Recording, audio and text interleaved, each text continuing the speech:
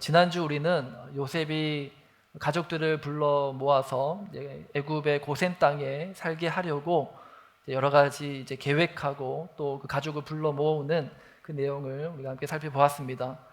야곱은 이제 요셉의 그 요청으로 그 애굽으로 향해 가는 그 길 위에서 이제 브엘세바라는 지역에서 그 아버지의 땅에서 그가 하나님 앞에 희생 제물을 드렸지만 그 마음에는 두려운 마음이 있었던 것을 보았죠. 하나님은 그 야곱에게 두려워하지 마라. 내가 너와 함께한다. 너는 담대하게 그 애굽을 향해 나아가라. 그렇게 말씀하십니다. 우리를 향한 부르심도 이것입니다. 그리스도가 왕이 되시게 하라. 이것은 하나님이 우리를 향해서 주신 명령인데 어디서 그리스도가 왕이 되시게 하는 게 우리의 사명일까요? 우리 교회에서만 그리스도가 왕이 되시고 이 교회 밖에서는 그리스도와 상관없이 내가 내 인생의 왕이 되어 살아가는 것, 그것이 그리스도가 왕이 되시는 삶이 아니잖아요. 하나님이 우리에게 그리스도가 왕이 되시게 하라라는 이 명령은 교회 안이나 교회 밖이나 하나님이 창조하신 이 모든 세계 가운데 그리스도가 왕이 되시게 하는 것, 우리를 통하여 그 하나님의 통치와 다스림이 확장되게 하시는 것, 그것이 우리를 향하신 하나님의 뜻이고 우리에게 주신 하나님의 부르심, 사명이라는 말씀을 우리가 지난 시간에 살펴보았습니다. 오늘 말씀도 이제 그와 연장선에 있는 것입니다. 세상 속으로 들어가는 우리가 그 세상 앞에서 어떤 마음으로 살아야 되는지에 대한 말씀을 오늘 우리가 본문을 통해서 살펴보기 원합니다. 고대 이집트는 지난주에도 말씀드렸지만 요셉을 아느냐, 요셉의 통치 영향을 받느냐 받지 못하느냐에 따라서 그 운명을 달리합니다. 요셉을 기억하던 애굽에는 희망이 있었어요. 애굽은 요셉의 그 지혜대로 7년 그 기근이 있는 동안에 오히려 엄청난 부를 축적하는 그러한 어떤 모습을 경험을 했죠. 그래서 애굽 사람들은 요셉 하면은 아주 위대한 사람으로 기억되었습니다. 그러나 이제 430년이라는 세월이 지나면서 점점 애굽 사람들의 기억 속에 요셉은 이제 잊혀져 가게 되었습니다. 나중에는 요셉을 기억하는 사람이 거의 없게 된 것이죠. 그래서 이제 모세 시대에 가면 우리가 출애굽기 말씀을 읽어보면 그 당시에 애굽은 오늘 본문에 나오는 애굽의 모습과는 다르게 굉장히 난폭하고 또 무자비한 그런 모습을 보게 됩니다. 애굽, 이집트의 왕 바로, 파라오는 바로는 사람 이름이 아니에요. 누구는 이제 이 바로가 사람 이름이라고 생각하시는 분이 있는데 요셉 시대의 이집트의 왕도 바로고 모세 시대의 왕도 바로, 같은 사람이 아니라 이제 그 당시 이집트의 왕을 부르는 호칭이 이제 파라오라는 명칭이었죠. 옛날 우리 고대 중국의 왕을 황제라고 불렀던 것처럼 이 당시 이제 이집트의 왕을 파라오라고 부르는 것입니다. 자, 오늘 본문에 등장하는 파라오는 이스라엘에 대하여 굉장히 호의적인 그러한 태도를 보이죠. 그러나 우리가 출애굽기 말씀을 읽어보면 모세 시대의 바로는 이스라엘을 아주 못 살게 굴었던 그런 왕이었습니다. 성경은 모세 시대의 바로를 향해서 완악했다. 그렇게 이제 그 당시에 출애굽기에 나오는 바로에 대해서 묘사를 합니다. 자, 그리고 모세 시대의 이스라엘 백성들, 출애굽기에 나오는 그 이스라엘 백성들의 마음은 어떤 마음이었는가 하면은 그런 예전 그 노래말 가사에 이런 말씀이 아니고 이런 가사가 있는데 난 누군가 또 여긴 어딘가. 이거 아는 분들은 완전 옛날 사람입니다. 내가 왜 애굽 땅에 있는지 모르는 거예요. 난 누구야? 나는 왜 여기 있지? 난 왜 여기서 살아가지?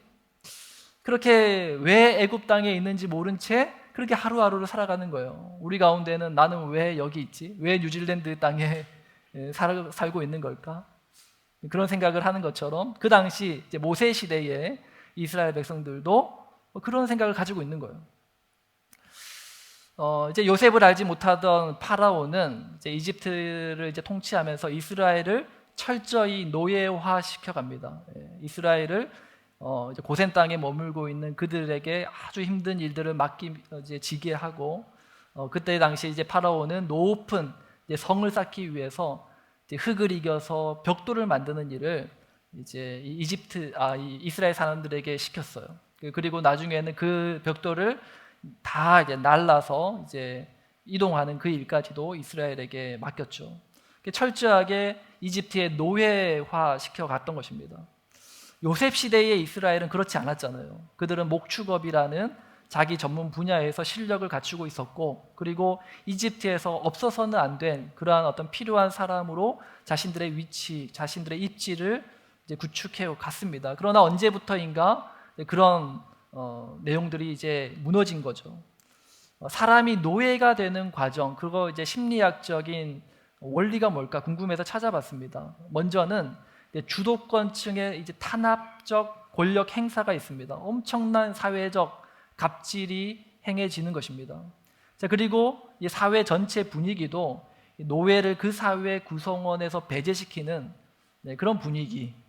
그래서 노예로 사는 그것을 당연시 여기는 그런 분위기가 조성된다고 합니다.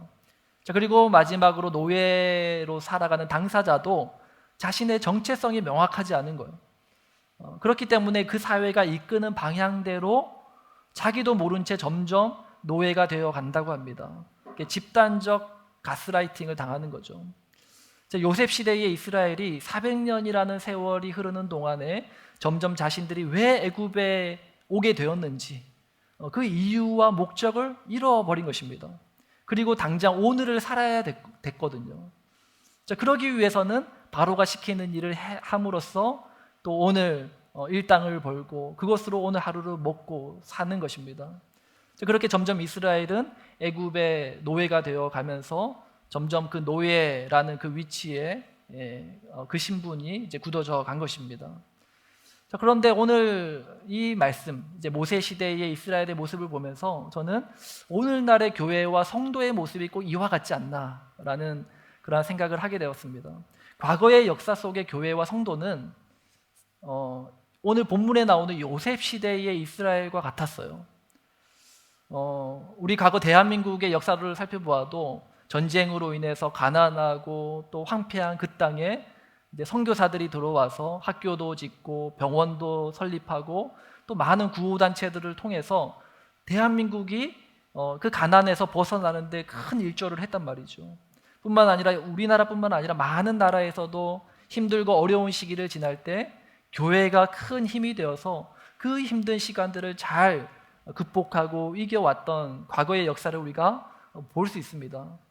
요셉 시대의 애굽에서의 이스라엘과도 같은 거죠. 기근의 때에 요셉 공동체, 야곱 공동체, 이스라엘 공동체를 통해서 그 이집트 땅에 큰 축복을 누렸던 것처럼 과거의 역사 속에서도 그러한 역사들이 있었습니다. 그러나 오늘날 교회와 성도들의 모습은 어떻습니까? 꼭 모세 시대의 애굽에서의 이스라엘과 같지 않나라는 생각을 하게 됩니다. 성도들은 세상에서 먹고 살기 위해서 하루하루를 버티면서 사는 거예요.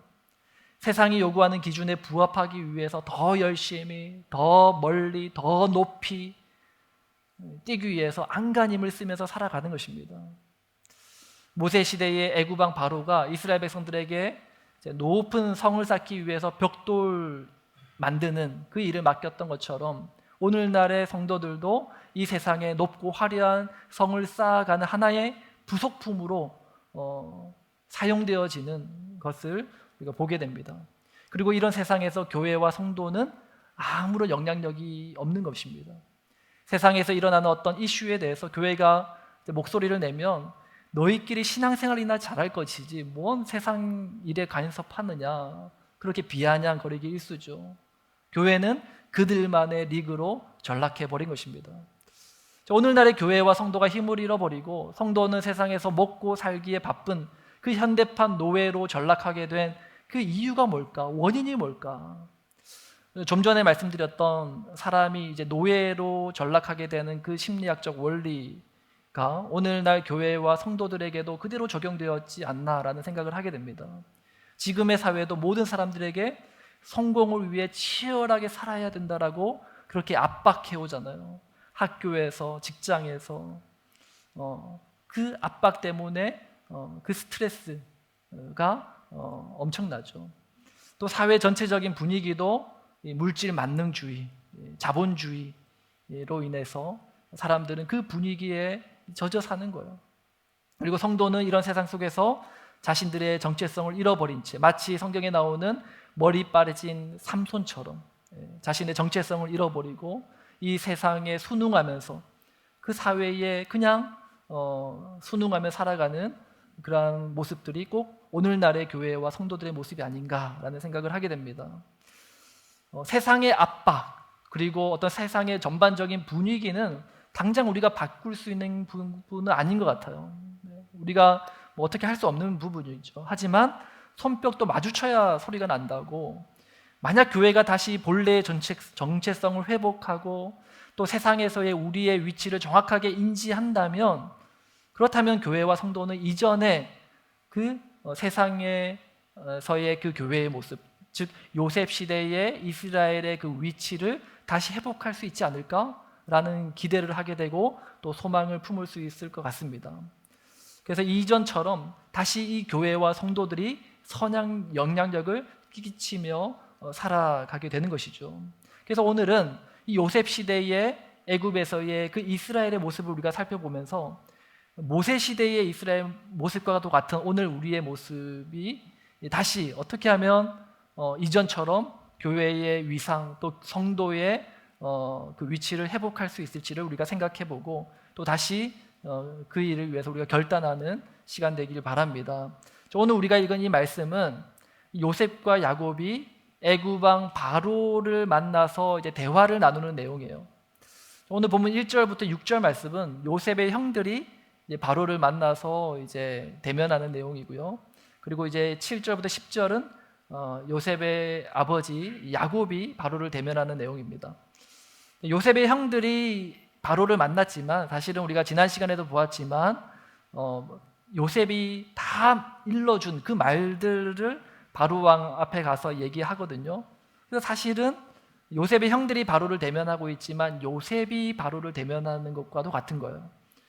요셉의 형들의 말이 사실은 요셉의 생각에서부터 나온 말이기 때문이다라는 것입니다.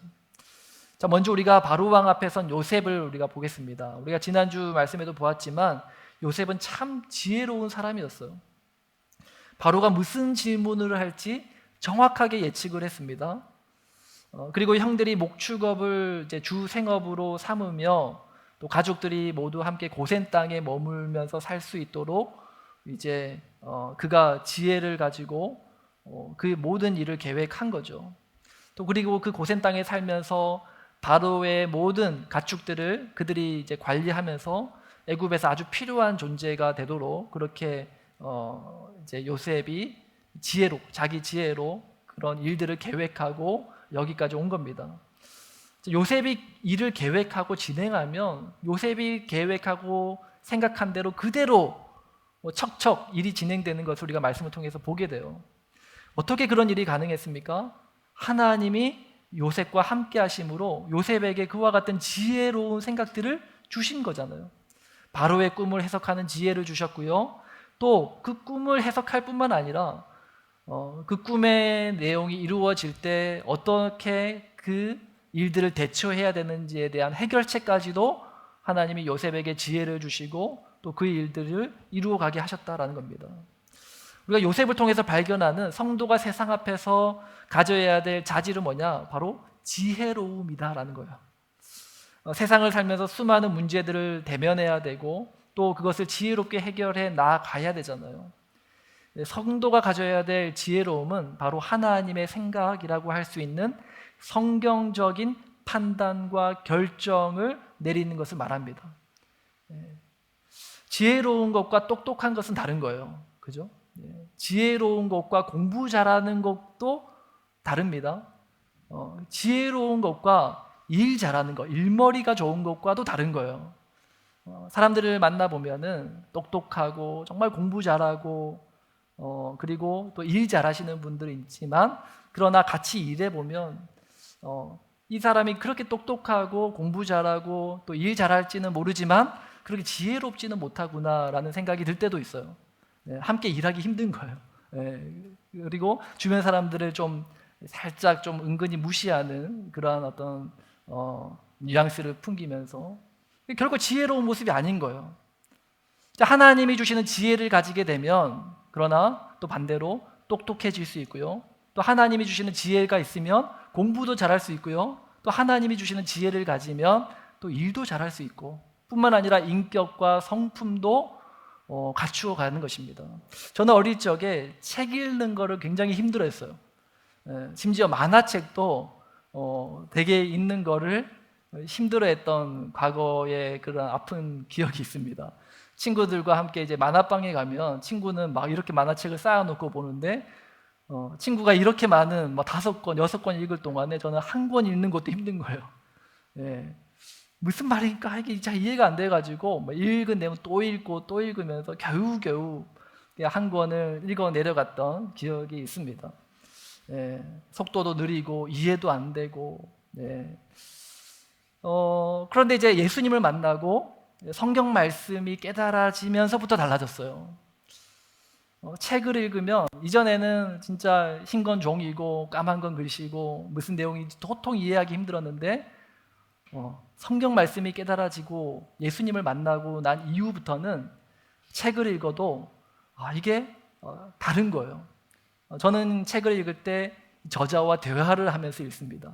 깊이 있게 생각하면서 책을 읽고요. 또 이 책을 읽다가 또 생각나는 다른 책이 있으면 이걸 또 링크해서 여기에 이제 포스트잇에 무슨 책의 몇 페이지에 이와 같은 비슷한 내용이 있다. 이게 서로 이제 링크도 시키면서 또 말씀과도 연결되면서 그렇게 책을 읽는 습관이 생긴 거예요.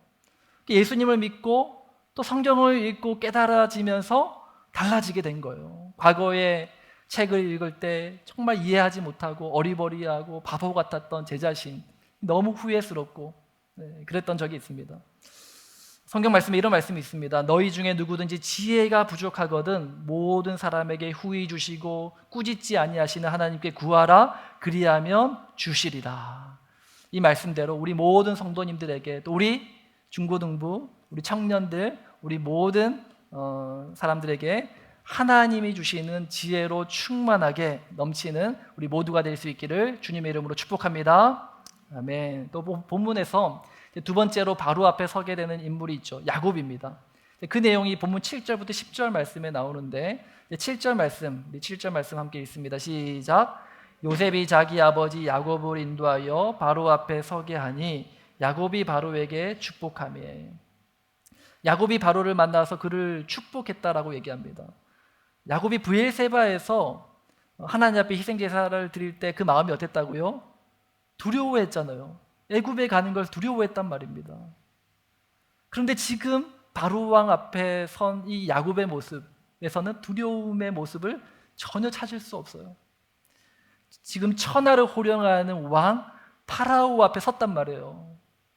그 앞에서 당당하게 자기의 할 말을 하는 야곱의 모습을 본문을 통해서 보게 됩니다. 뿐만 아니라 그는 바로를 축복하는 거예요. 그 당시에 높은 사람이 아랫사람을 축복하는 게 관례였는데, 근데 야곱이 바로를 축복하는 겁니다. 요셉의 형들은 어땠습니까? 요셉이 형들이 요셉을 만났을 때는 요셉을 내 주여, 그리고 자기들을 주의 종들이라고 얘기하면서 자기를 낮추고 그 요셉을 높였던 그 모습을 봤단 말이에요. 근데 야곱이 파라오 앞에 섰는데 그 모습이 전혀 위축되지 않고 주눅들지 않고 당당하게 묻는 말에 자기 얘기를 하고 있는 그 야곱의 모습을 보게 됩니다. 바로 앞에서 이 야곱의 모습, 우리가 이 세상 앞에서 가져야 되는 그 당당한 모습인데, 과연 야곱의 이 당당함, 위축되지 않는, 주눅들지 않는 이 모습은 과연 어디서부터 나왔느냐? 바로 하나님께 대한 순전함에서부터 나온 것이죠. 야곱이 바로 왕 앞에서도 전혀 쫄지 않고 당당할 수 있었던 이유는 하나님께서 나와 함께 하신다라는 그 믿음이 있었기 때문이잖아요. 브엘세바에서 그가 하나님 앞에 희생제물 드릴 때 하나님 뭐라고 말씀하십니까? 내가 너와 함께 한다. 그러니 두려워하지 마라. 쫄지 마라. 주눅들지 마라. 내가 너와 함께 한다. 그 믿음이 있으니까 그 천하를 호령하는 애굽 왕 앞에서도 두려워하지 않을 수 있는 거예요.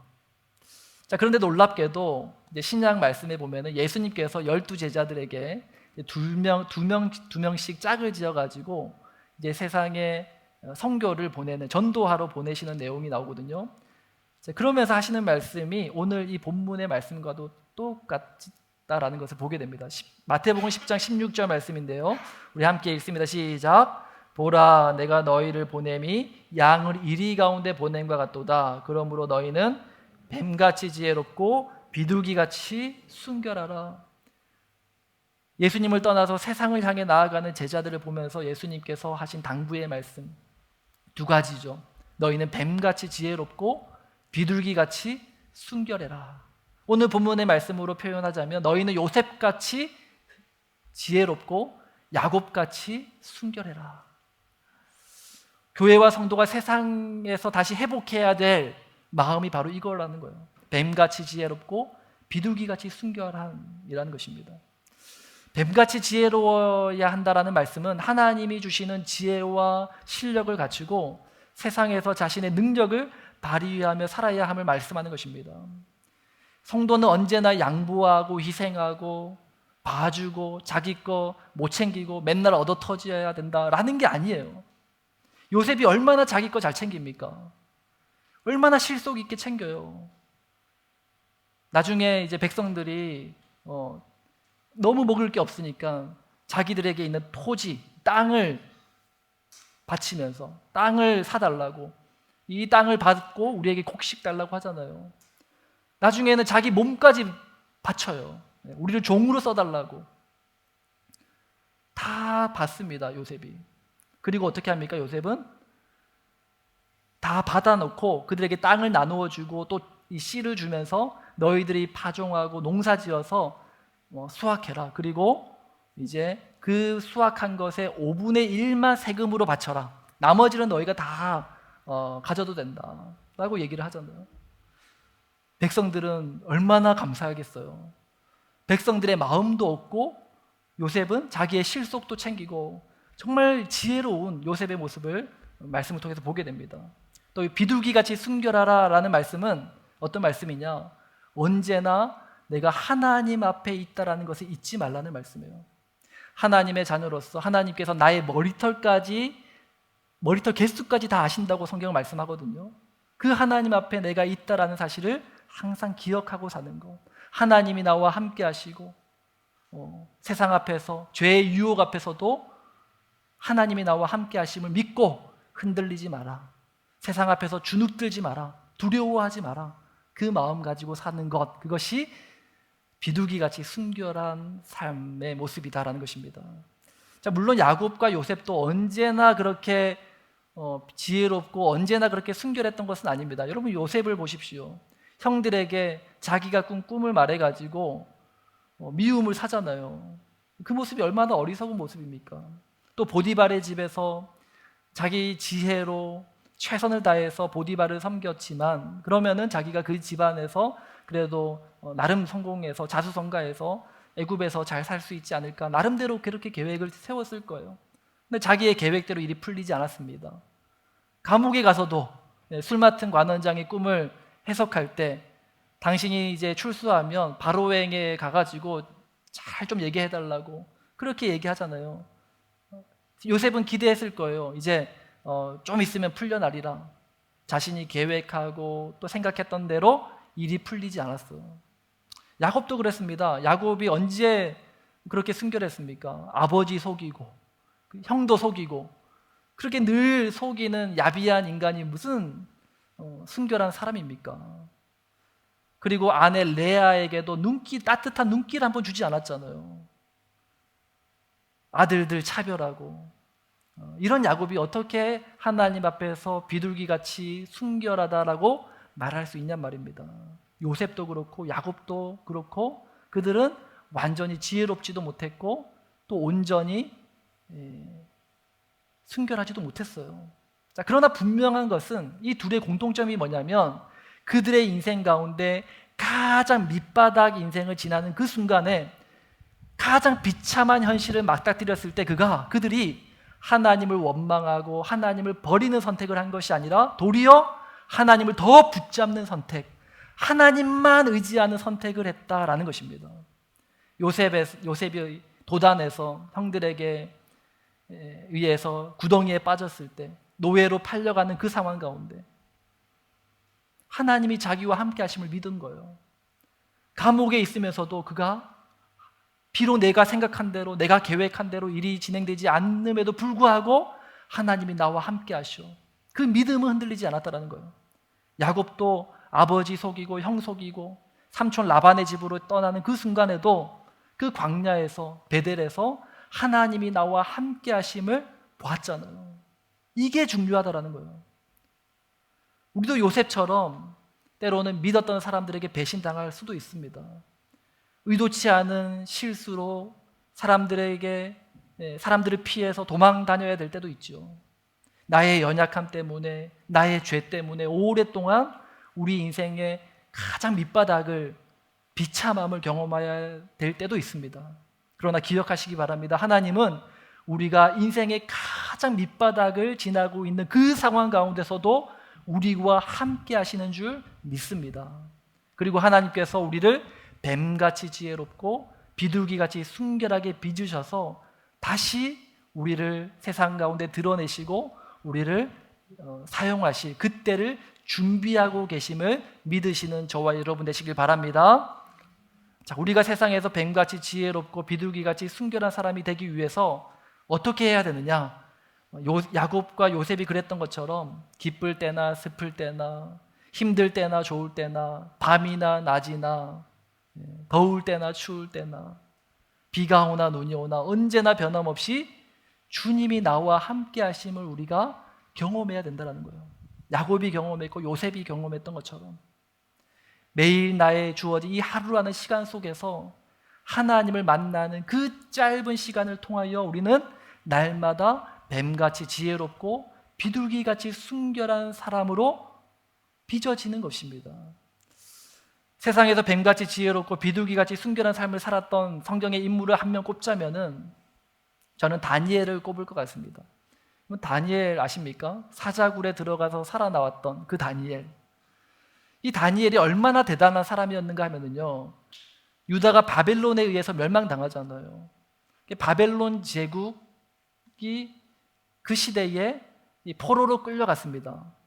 포로의 신분에서 그가 바벨론 제국에서 왕의 신하로 아주 높은 위치에까지 오르는 그러한 사람이었습니다. 근데 거기에서 끝이 아니에요. 나중에 이 바벨론 제국을 메데바사, 성경에서는 메데바사라고 하는데 이제 페르시아죠. 페르시아 제국이 이 바벨론 제국을 집어삼켰을 때 그때도 다니엘은 건재했어요. 두 번의 이 제국이 바뀌고 네 번의 정권이 바뀌는 그 와중에도 그 소용돌이 치는 그 정권, 그 세상 속에서도 이 다니엘은요 여전히 왕의 참모 역할을 했던 사람이라는 것입니다. 어떻게 포로된 자의 신분에서 왕의 최측근이 되어서 네 번이나 정권이 바뀌는 그 와중에서도 그가 자신의 지위에서 영향력을 발휘하며 살아갈 수 있었는가? 어떻게 그가 뱀같이 지혜롭고 비둘기같이 순결한 사람이 되어서 이 세상 가운데 영향력을 끼치며 살아갈 수 있었느냐? 그 이유에 대해서 다니엘 6장 10절에서 이렇게 말씀합니다. 우리 함께 읽습니다. 시작. 다니엘이 이 조세에 왕의 도장이 찍힌 것을 알고도 자기 집에 돌아가서는 윗방에 올라가 예루살렘을 향한 창문을 열고 전에 하던 대로 하루 3번씩 무릎을 꿇고 기도하며 그의 하나님께 감사하였더라. 다니엘은 자기 집 윗방에 올라가서 하나님을 만나는 지정된 장소가 있었다는 거예요. 다니엘은 항상 그곳에 가서 하나님을 예배했습니다. 예루살렘을 향하여 창문을 열고, 이 말씀은 우리의 마음의 방향을 하나님이 계신 곳을 향하여 하나님을 바라보았다라는 것입니다. 전에 하던 대로 습관대로 의미 없이 형식적으로 하는 것은 잘못되었지만 습관적으로 하나님을 만나는 것은 굉장히 좋은 거예요. 하루에 3번씩 항상 잊지 않기 위해서 하나님 만나는 지정된 시간을 정한 겁니다. 무릎을 꿇고 기도하면서 마음을 모으고 뜻을 정하고 온 힘을 다하여 하나님께 나아가는 시간을 가졌다라는 것입니다. 오늘 우리의 삶은 어떻습니까? 매일의 삶 가운데 하루라는 시간 속에서 단 한순간이라도 하나님께 집중하고 하나님을 만나는 지정된 시간과 장소가 있습니까? 긴 시간이 필요한 게 아니에요. 내가 하나님의 자녀라고 한다면 아버지를 만나는 단 5분의 시간, 단 10분의 시간이라도 내가 하나님께 집중하는 그 시간이 없는데 어떻게 이 세상을 이길 힘을 얻을 수 있겠습니까?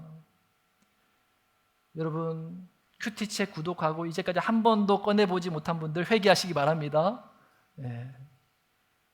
결단하시기 바랍니다. 하루에 5분이라도 10분이라도 내가 하나님 앞에 나아가는 시간을 가지겠습니다. 짧은 기도라도 하나님의 도우심을 구하고 하루를 시작해 보시기 바랍니다. 그러할 때 하나님께서 우리를 뱀같이 지혜롭게 하시고 또 비둘기같이 순결하게 빚으셔서 이 세상 가운데 요셉 시대의 이스라엘과 같이 선한 영향력을 끼치며 살아가는 저와 여러분들로 세워주실 줄 믿습니다. 자, 그리고 다니엘뿐만 아니라 우리 예수님도 매일같이 가장 먼저 일어나서 첫 번째 하는 일이 뭐였느냐? 성경은 이렇게 말씀합니다. 마가복음 2장 35절 우리 함께 읽습니다. 새벽 아직도 밝기 전에 예수께서 일어나 나가 한적한 곳으로 가사 거기서 기도하시더니, 여러분 예수님의 삶을 묵상해 보세요. 날마다 사람들이 구름대처럼 몰려옵니다. 예수님의 말씀을 듣기 위해서 몰려왔고 또 병고침을 받기 위해서 몰려왔어요. 그리고 허구한 날 서기관, 바리새인, 율법학자들, 유대인 지도자들 찾아와서 예수님을 시험하려고 하고 책 잡으려고 하고 태클 걸려고 하고 얼마나 힘들었겠습니까? 제자들은 예수님이 잡히시는 그날에 다 도망가 버리고 세상에 믿을 사람 하나 없네. 예수님의 마음이 딱 그런 마음이 아니었겠습니까?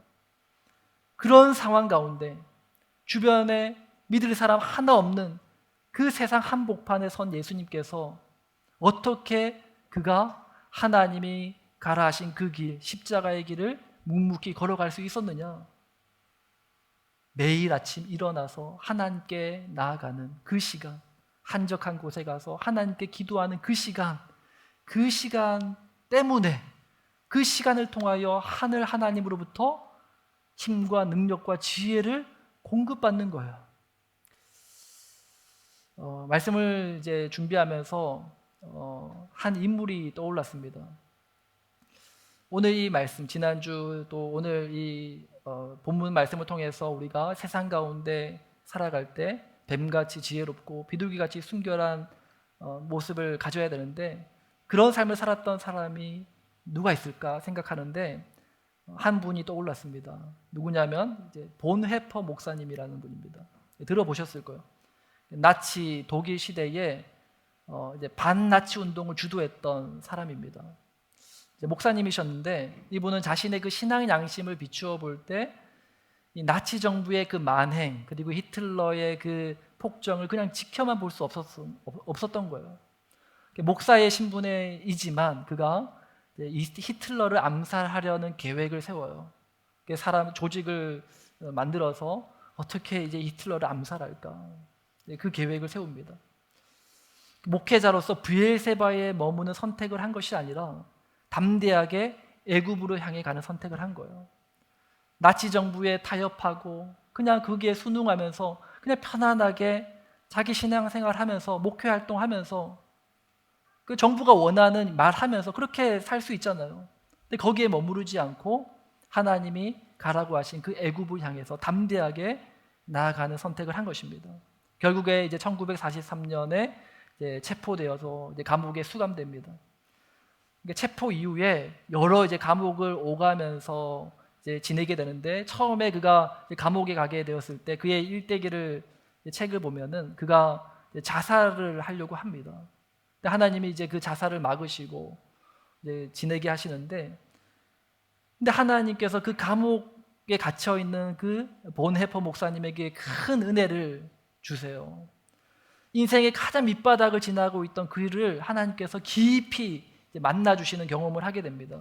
그래서 그가 쓴 대다수의 저서는, 책은 그가 감옥에 갇혀 있을 때 쓰여진 것이었어요. 그가 감옥에 있으면서 이제 친척들에게, 그리고 약혼녀에게, 그리고 부모님에게 쓴 편지들이 이제 그의 지금 남아있는 저서가 되었습니다. 마지막 죽는 그 순간까지 그는 뱀같이 지혜롭고 비둘기같이 순결한 삶을 살았던 거예요. 요셉이 걸어갔던 그 길, 야곱이 걸어갔던 그 길, 다니엘이 걸어갔고 우리 주님이 걸어가셨던 그 길을 본해포 목사님도 걸어가신 것입니다. 그가 마지막 죽기 직전에 쓴 시가 있어요. 그가 감옥에 갇히면서 병에 걸려 이제 죽음을 앞두고 있는 그 상황 속에서 그가 마지막 부모님에게 또 약혼녀에게 쓴 편지 가운데 실려 있는 시가 한 편이 있습니다. 그 시를 이제 곡조를 이제 달아서 이제 부르는 게 우리가 아는 이제 찬송 중에 이제 선한 능력으로라는 찬양이에요. 세상을 살아가는 우리의 마음이 어떠해야 되는지, 뱀같이 지혜롭고 비둘기같이 순결하라 말씀하시는 그 말씀이 어떤 마음인지를 이 찬양의 가사 가운데 녹여 있는 것 같습니다. 우리 찬양팀 나와주시고요. 우리 함께 이 찬양 부르며 나아갈 때 감옥에서 마지막 힘을 다해서 하나님의 은혜를 구하며 나아갔던 이 본해퍼 목사님의 마음으로 이 찬양을 부르기 원하고요. 또 오늘 힘들고 어려운 상황 가운데 살아가는 우리의 삶에 하나님의 도우시는 그 선한 능력을 구하며 나아갈 때 하나님의 그 은혜, 선한 능력을 힘입으며 나아가기로 소망하고 결단하는 그 마음 가지고 우리 함께 찬양하며 나아가겠습니다. 주 선한 능력으로 안으시네, 주 선한 능력으로 안으시네, 그 크신 팔로 날 붙드시네, 크신 팔로 날 붙드시네, 절망 속에도 흔들리지 않고 절망 속에도 흔들리지 않고 사랑하는 주 얼굴 구하리. 사랑하는 주 얼굴 구하리. 다시 한 번 더 찬양합니다. 주 선한 능력으로, 주 선한 능력으로 안으시네, 그 크신 팔로 날 붙드시네, 크신 팔로 날 붙드시네, 절망 속에도 흔들리지 않고 절망 속에도 흔들리지 않고 사랑하는 주 얼굴 구하리. 사랑하는 주 얼굴 구하리. 선한 능력으로 일어서리. 선한 능력으로 일어서리. 주만 의지하리. 주만 의지하리. 믿음으로 우리 고대 안에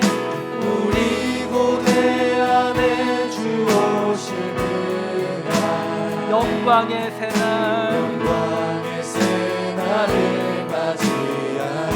이전의 괴로움 날에 워싸고 고난의 길을 걷는다 해도 고난의 길을 걷는다 해도 주님께 모두 맡긴 우리 영혼, 주님께 모두 맡긴 우리 영혼, 끝내 승리의 날을 맞으리. 내 승리의 날을 맞으리. 선한 능력으로 일어서리. 선한 능력으로 일어서리. 주만 의지하리. 믿음으로 우리 고대 안에 주 오실 그날, 영광의 새날을 영광의 새날을 한 번 더 마음으로 선한 능력으로 일어나는 능력으로 일어서리. 주만 의지하리. 주만 의지하리. 믿음으로 우리 고대 안에 주 오실 그날, 영광의 새날을 영광의 새날을 능력으로 일어서리 선한 능력으로 일어서리 주만 의지하리 주만 의지하리 믿음으로 고대하네 우리 고대함에 주 오실 그날 영광의 새날 영광의 새날을 맞이하리 주님 세상을 살아가는 우리의 모습이 뱀같이 지혜롭게 하시고 비둘기같이 순결하게 하여 주시옵소서. 주님의 선한 능력으로 일어서겠습니다. 주님만 의지하며 살겠습니다. 그렇게 결단하며 주님의 기도하며 나가겠습니다. 하나님 아버지 우리가 세상에서 살아갈 때에 하나님 세상의 주님을 의지하며 비둘기같이 순결하게 뱀같이 지혜롭게 살게 하여 주옵소서. 주님 선한 능력으로 일어서겠습니다. 주님만 의지하며 살게 하여 주옵소서. 주님 우리와 함께하여 주옵소서. 아버지 인생의 밑바닥을 지나고 있습니까? 아버지 힘들고 어려운 상황 가운데 놓여 있습니까? 주여 어떠한 상황 가운데 있든지 주님만 의지하며 살게 하여 주시옵소서. 주님 바라보며 살아가게 하여 주옵소서. 하루의 삶 가운데서 아버지 5분이라는 시간을 10분이라도 주님과 주님만 바라보며 주님을 의지하며 살아가는 우리 삶이 되게 하여 주옵소서. 주여 인도하여 주옵소서. 주님 우리와 함께하여 주옵소서. 아버지 세상을 살아갈 때에 아버지 모세 시대에 아버지 세상의 노예로 살아가는 인생이 아니라 요셉 시대의 이스라엘과 같이 하나님 세상 앞에서 아버지 두려워하지 않고 아버지 쫄지 않고 아버지 주눅들지 않고 담대하게 살아가는 우리 인생이 되게 하여 주시옵소서. 주님 우리와 함께하여 주옵소서. 주님 우리를 붙들어 주시옵소서. 주님 우리와 함께하여 주시옵소서. 주여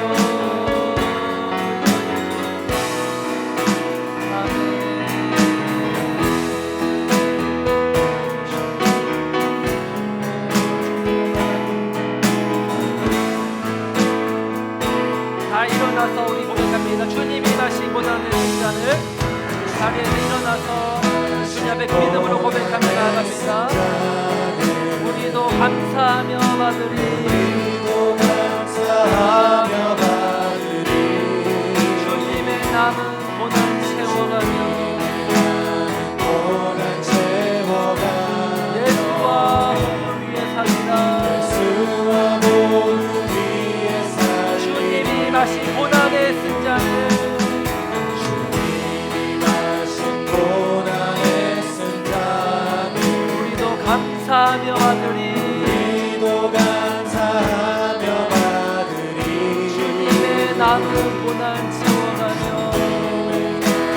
고난 채워가며 예수와 복음 위에 살리라. 예수와 복음 위에 아멘. 선한 능력으로 능력으로 일어서리 주만 의지하리 주만 의지하리 믿음으로 우리 고대함에 우리 고대함에 주 오실 그날 영광의 새날을 새날을 맞이하리 선한 능력으로 일어서리 선한 능력으로 일어서리 주만 의지하리 주만 의지하리 믿음으로 우리 고대함에 우리 고대함에 주 오실 그날 영광의 새날을 맞이하리 새날을 맞이하리 예수와 복음 위에 예수와 복음